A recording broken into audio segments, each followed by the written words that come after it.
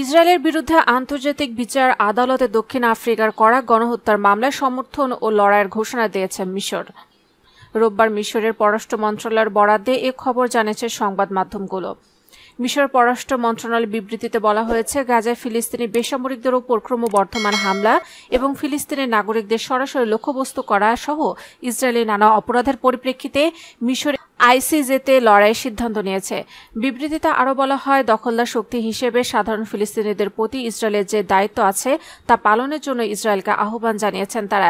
এদিকে গাজায় পর্যাপ্ত ত্রাণ পৌঁছাতে এবং ফিলিস্তিনিদের বিরুদ্ধে মানবাধিকার অপরাধ সংঘটিত না করতে আন্তর্জাতিক বিচার আদালত ইসরায়েলকে যে নির্দেশনা দিয়েছে সেটি মানার জন্য ইসরায়েলকে আহ্বান জানানো হয়েছে বলেও জানিয়েছেন মিশর।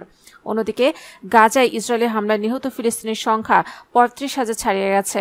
রোববার হামাস নিয়ন্ত্রিত গাজার স্বাস্থ্য মন্ত্রণালয় জানিয়েছে, গত ৭ মাসের যুদ্ধে গাজায় ৩৫,০৩৪ জনের মৃত্যু হয়েছে।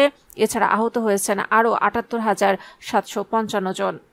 গাজায় নিহতের সংখ্যা আরও বেশি হবে, কারণ ইসরায়েলি হামলার সময় অনেক এলাকায় ধসে পড়া ভবনের নিচে অসংখ্য মৃতদেহ চাপা পড়ে। ফিলিস্তিনি জনগণের বিরুদ্ধে ইসরায়েলের দখলদারিত্বের প্রতিশোধ নিতে ৭ অক্টোবর তেল আবিবে ঐতিহাসিক অভিযান চালায় হামাস। এরপর গাজায় গণহত্যামূলক যুদ্ধ শুরু করে ইসরায়েল।